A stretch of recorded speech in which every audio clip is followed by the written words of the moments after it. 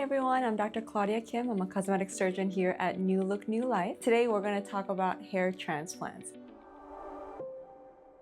Hair transplant is utilizing your own hair follicles to kind of fill in some sparse or some balding areas on the head. Commonly it can be in the hairline area or the apex or your widow's peak here on the sides here, or commonly on the top of the head or the crown of the scalp. The most common type of hair transplant is FUE or follicular unit extraction. That's when we take individual hair follicle units, most of the time it's from the back of the head, to fill in the areas that we need to address. The way that we perform it is that we are taking individual micrografts from the back, and usually this is composed of your sweat gland, the hair follicle itself, and you're removing that entire unit and placing it in the front in a organized manner. The procedure can be done with you being completely awake and using local anesthesia. We can have some medications to help you relax, to kind of take the edge off, but it is commonly done with the patient being awake. Now, the most uncomfortable part of the procedure is the actual numbing up of the procedure, because we do use local anesthesia such as lidocaine and marcaine to kind of help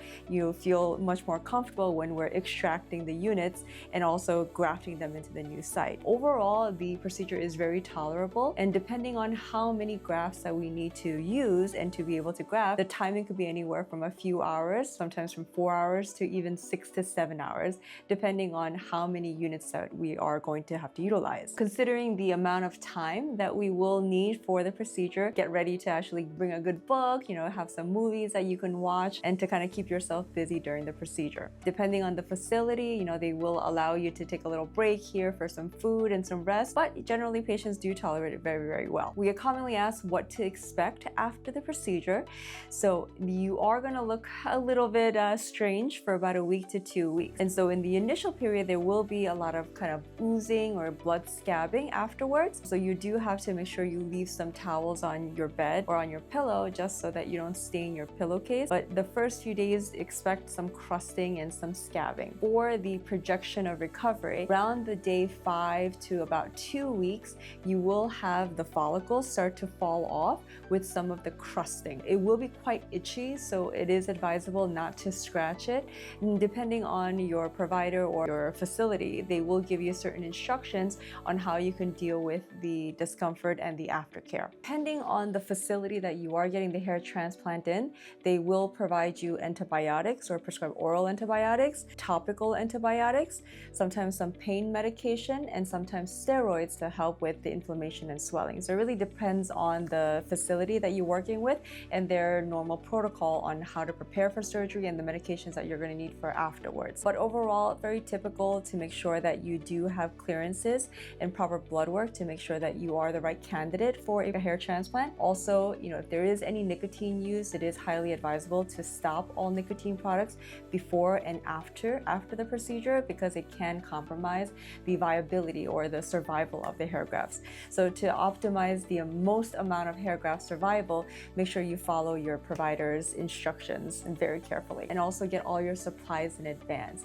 So some of those supplies can consist of like a spray bottle to help kind of moisten the scalp area, especially when it gets super itchy. There will be different instructions based on when you can wash your hair, but for me, I do say avoid any kind of manipulation or scrubbing of the hair for the first 2 days. And you're going to be using very gentle motions, such like using a water pitcher to clean the hair and scalp, but you do have to be very cautious about any kind of manipulation with your fingers, or you may disrupt the viability of the follicles. And so for the first few days, remember, some scabbing and some crusting. Now, for the crusting and the scabs will start to fall off around day 5 to 7, and then it will probably last about 2 weeks when all the little follicles or the crust fall off. Don't worry, this is normal. The actual follicle or the root has already been implanted, but the crusting and the hair follicles are falling off over the first 2 weeks. Now, around the 3 to 4 month mark, you will start to see the growth of the new hair. And this is the first growth cycle, the hair cycle, where you're going to start to see like the little little fuzzy hairs starting to come out. So that's the first cycle. The second cycle will start about month 6 to 7.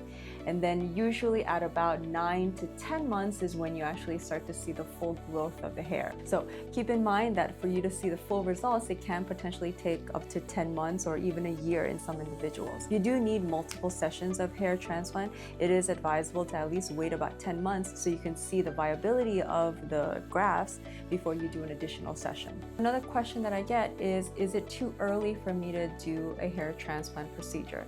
So that is an interesting question, because the younger you are, you do have to expect that you will have additional hair loss. And so for individuals who are quite young, you do have to be a little bit more conservative about how much hair that you place in the front because of the continued loss. The reason why you have to be conservative about younger individuals is that when you are doing the transplant, you are creating a new hairline for them, but they can continue to lose hair or have a receding hair beyond where you created that artificial hairline. So that's what I mean, that you have to be very conservative, and you do have to expect additional sessions as you get older. And for younger individuals, you do have to expect additional transplant procedures to address the continued loss of hair. I hope you guys learned a lot about hair transplants.